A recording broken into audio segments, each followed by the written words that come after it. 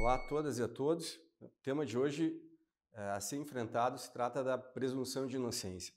Se há alguma coisa que caracteriza o processo penal em relação aos demais ramos do direito, seja direito civil, direito administrativo, enfim,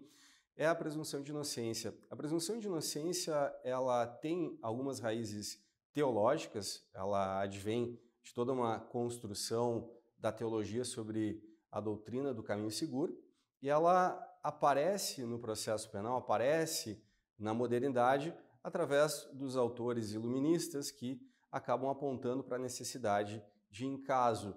de dúvidas, em caso no qual o réu está confrontado com uma prova que razoavelmente possui algum tipo de dúvida, deve absolver o acusado. A presunção de inocência ela tem, portanto, uma raiz que a liga, que a conecta com a ideia de que, em dúvida, o réu tem que ser favorecido, mas, ao mesmo tempo, ela acaba assumindo ao longo da história, ao longo da sua historicidade, ela acaba assumindo dois caminhos muito distintos, tendo em vista que, de uma maneira geral, o direito anglo-saxão ele possui uma compreensão um pouco mais restrita da ideia de presunção de inocência, enquanto o direito continental, os países europeus e, fundamentalmente, os países que foram colonizados por países europeus, acabam desenvolvendo uma visão um pouco mais ampla da presunção de inocência. Seja como for, a presunção de inocência ela é tratada desde a modernidade como uma ideia a qual estaria vinculada tanto a autoridade judiciária quanto o próprio mecanismo de processo. Acaba sendo tratada, ou melhor, retratada pelo Francisco Carrara como a espinha dorsal do processo penal. De uma maneira geral, as cartas constitucionais e os diplomas de proteção internacional de direitos humanos consagram quase que todos a ideia de presunção de inocência. A grande questão a saber é exatamente em que consiste a presunção de inocência. Diferentemente do que propõe algum setor doutrinário, parece-me que a presunção de inocência não é propriamente um princípio jurídico, atualmente, senão que é uma regra, um postulado, um princípio de matriz política. Isso significa dizer que, em caso de erro, nós vamos atribuir certas feições em que o erro pode ser operado de um lado, no sentido de se condenar o máximo possível de pessoas, à custa de, com isso, se condenar alguns inocentes, e, por outro lado, teríamos um segundo erro possível, que nada mais é do que a tentativa de absolvição da maior parte possível de inocentes, à custa do risco de condenar, de absolver também pessoas que não deveriam ser absolvidas. Essa é uma espécie de paradoxo em termos da configuração do próprio erro judiciário. Sabemos que sempre o judiciário é passível de erro. Ao longo da história, nós vamos perceber que a história do processo é a história do erro judiciário, mas a presunção de inocência estaria ali, de uma maneira geral, a fim de resguardar um determinado possível erro, o erro da condenação de um inocente. Então, a presunção de inocência ela faz parte de uma certa inspiração iluminista que foi progressivamente que ingressou, de uma maneira geral, nos códigos de processo penal, nas constituições e nos tratados de direito internacional que visam a proteção dos direitos humanos. De uma maneira geral, a presunção de inocência, como postulado político, ela estabelece uma primazia do erro judiciário em favor do inocente. Essa é a questão que está por trás da matriz política. Porém, do ponto de vista estritamente jurídico, a presunção de inocência pode ser decomposta em três regras. Daí, me parece de todo inadequado, de todo equivocado, passar-se a uma certa ponderação de princípios nos quais, de um lado, esteja a presunção de inocência. Há uma, porque a presunção de inocência nessa esfera é um princípio ou um postulado político e não propriamente um princípio jurídico. E a segunda, porque se tratam de regras e as regras não estão sujeitas às determinações de uma eventual ponderação. De uma maneira geral, a presunção de inocência, nesse sentido, enquanto um conjunto de regras, responde à necessidade de se estabelecer diretrizes ao juízo, diretrizes sobre quem deve provar o quê, e também, ao final, uma regra de tratamento, tendo em vista o estado de inocência como o fio condutor de todo o processo penal. Essa tricotomia, essa divisão tripartite entre regra de tratamento, regra probatória e regra de juízo, ela é bastante aceita na doutrina internacional. Cito aqui talvez o trabalho pioneiro do Giulio Illuminati sobre presunção de inocência, mais recentemente o próprio trabalho do Pier Paolo Pauleso na Itália, ambos os textos na Itália. Aqui no Brasil eu reputo importante o trabalho do professor Maurício Zanotti de Moraes, que em sua tese de livre docência trabalha de maneira aprofundada esse princípio. Seja como for,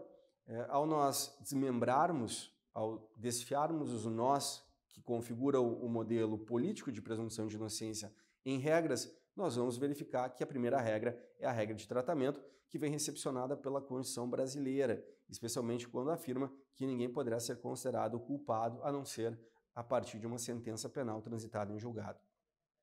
Diante desse aspecto, que assume a presunção de inocência, estão as determinações e proibições de que alguém possa vir a ser considerado culpado a não ser após o esgotamento de toda a própria jurisdição, ou seja, apenas a partir de um último julgado, que transite em julgado, é que se poderia passar ao estado de inocência para o estado de um sujeito considerado culpado, né? E essa disputa, esse elemento, ele foi fortemente objeto de várias indas e vindas do Supremo Tribunal Federal e que culminou já em 2016 numa certa revisão dos antigos julgados e que passou a estabelecer a possibilidade da chamada execução provisória da pena, que nada mais é do que a expedição de um mandado de prisão tão logo se esgotasse, se exaurisse o julgamento em segundo grau. O STF, posteriormente, já ao quase final da famosa Operação Lava Jato, reviu novamente essa posição para voltar ao estado anterior e não mais permitindo que prisões fossem decretadas tão somente porque um processo teria sido julgado em segundo grau, já que nós contaríamos no nosso direito com dois recursos, um dirigido ao STJ e outro ao STF, que poderiam, em tese, revisar a matéria e proporcionar uma revisão profunda do julgamento. Com isso, se estabeleceria uma certa garantia de que a Constituição seria respeitada quando se impede alguém de ser imediatamente colocado na prisão tão somente por uma questão recursal. Seja como for, a ideia de tratamento também está intimamente relacionada a evidentes abusos e o que se poderia chamar de espetacularização do processo penal, com certas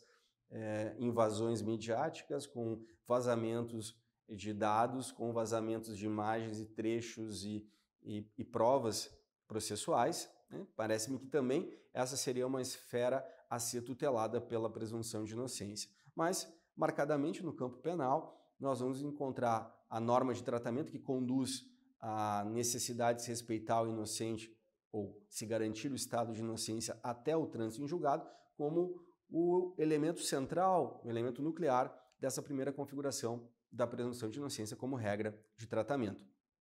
Diga-se de passagem, essa regra de tratamento ela é desconhecida do jeito anglo-saxão. Daí porque eventuais comparações que foram feitas no intuito de tentar, com isso, convencer o STF a julgar dessa ou daquela maneira com o sistema norte-americano e com o sistema anglo-saxão são manifestamente absurdas. São absurdas porque justo o Instituto do Júri que guia o sistema norte-americano, ele possui um regramento recursal todo especial, justo pela necessidade de respeito à decisão dos jurados. Mas seja como for, o direito anglo-saxão, ele desconhece, não é algo que lhe seja muito particular, o tratamento, né, a presunção de inocência como uma regra de tratamento. Por seu turno, a presunção de inocência, já em sua vertente regra probatória, estabelece o que se chama de carga ou ônus da prova. A ideia no processo penal é que não exista carga ou ônus da prova à medida que todo o encargo de fazer prova, de convencer o magistrado de que houve crime, está nas mãos da acusação. Portanto, a acusação é quem tem o dever, é quem tem o encargo de trazer todos os elementos que possam desfavorecer o acusado, sejam eles elementos que possam ser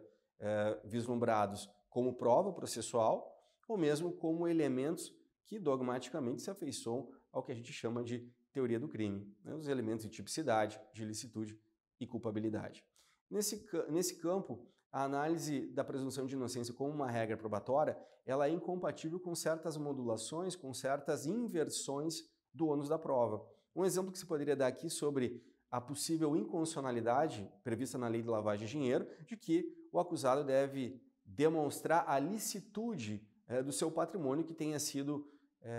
por algum motivo, interpretado como passível de ser adquirido como produto de crime.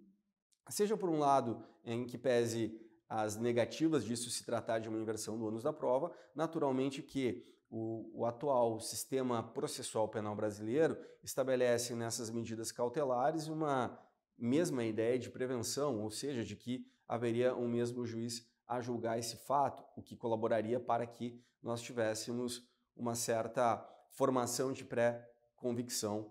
tendo em vista a necessidade da cautelar e do juízo de mérito. Talvez essa dicotomização, essa situação na qual duas esferas, uma cautelar e uma de mérito, acabem não mais se contaminando, seja com a implementação de fato do juízo de garantias, no qual toda a questão da cautelar fica ao encargo do juiz de garantias e a análise do mérito ao encargo do juiz de mérito, muito embora o juiz de mérito tenha a possibilidade de revisar as cautelares, o que forneceria elementos para uma certa contaminação a posteriori. O terceiro aspecto que me parece necessário afirmar aqui é a da presunção de inocência como uma regra de juízo. Aqui é uma regra que se dirige ao magistrado ou ao julgador e que possui certas conotações no sentido justo daquele aspecto político da presunção de inocência, que é evitar a condenação de inocentes. O sistema norte-americano, por exemplo, ele usa de uma maneira mais clara um certo aspecto chamado de standard probatório, em que o jurado somente poderia condenar após uma apresentação de provas para além da dúvida razoável. Então, a fórmula BAR, né, Beyond Any Reasonable Doubt, ela funda a matriz norte-americana de regra de juízo. Essa regra de juízo ela é prevista no Brasil, mas nós não temos, de fato, um estándar quantitativo sobre o quanto de prova seria necessário para um juiz poder condenar alguém. Tendo em vista essa espécie de vazio ou lacuna legislativa, há autores aqui respeitáveis que entendem que o Brasil trabalhar com um estándar probatório similar ao modelo norte-americano. O que nós afirmamos por uma questão inclusive de derivação latina é a utilização do indúbio pro reo, ou seja, de que, na dúvida, deve o magistrado absolver o acusado. De uma maneira geral, o indúbio pro reo ele está muito próximo e é coligado, inclusive à noção de favor rei, né, também latina, de que deve-se optar politicamente sempre por uma decisão a mais favorável possível, quando existem muitas, ao acusado. Então também é uma questão de política criminal, é uma questão também de preferências em relação à evitação de certos riscos derivados do erro judiciário. Seja como for, a presunção de inocência como regra de juízo, ela é endereçada ao magistrado ou ao jurado, que tem a função de, estando na dúvida, estando diante de um caso cujas provas não são suficientemente amparadas em todo o material que foi trazido aos autos, deve optar obrigatoriamente por uma absolvição. Evidentemente que o atual Código de Processo Penal brasileiro, por ser fundado numa tradição autoritária e até mesmo pelo momento histórico em que ele foi editado, ele não continha, nem poderia conter, nenhuma regra mais abrangente sobre a presunção de inocência. Atualmente, essa regra de juízo, ela aparece no artigo 386, inciso 7º, ao afirmar que o juiz pode absolver ou deve absolver diante da dúvida. Entretanto, parece-me que uma legislação que estabelece que o juiz fundamenta a sua sentença na dúvida é ela própria inconstitucional, à medida que o réu é inocente. Então não se trata de um estado de dúvida que legitima a própria absolvição, mas sim o fato de que o réu é inocente e nenhuma outra prova ou nenhum conjunto de provas foi capaz de levantar esse estado de inocência. Então, de uma maneira geral, a presunção de inocência ela deve ser contemplada como um conjunto de regras não suscetível a ponderações, nas quais a preocupação que tem o legislador constituinte e o legislador infraconstitucional, por que não, dirige-se diretamente ao tratamento que é concedido ao acusado, dentro de um Estado democrático de direito. Em segundo lugar, também as cargas ou ônus da prova, ou seja, a quem deve provar e o que se deve provar no campo do processo penal. Então, nesse ponto, toda a carga probatória reside do lado da acusação. E num terceiro momento, talvez o mais conhecido, mas que não resume de forma alguma a presunção de inocência ou a complexidade da presunção de inocência,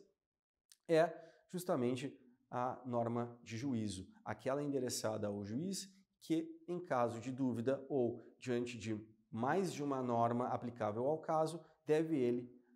preferir aquela mais favorável. Portanto, nesse aspecto, a presunção de inocência assume toda a sua matriz política, toda a sua matriz filosófica e ela determina uma decisão o mais favorável ao acusado possível, seja no plano das provas, seja no plano dos critérios hermenêuticos que conduzem a uma determinada aplicação normativa. Tá bem? Então, com isso, parece-me que é possível entender, compreender nesses três planos a presunção de inocência desmembradas em regras e, portanto, parece-me presunção de inocência é um postulado político como regra, não é suscetível à ponderação e devemos o máximo respeito a essas três esferas da presunção de inocência.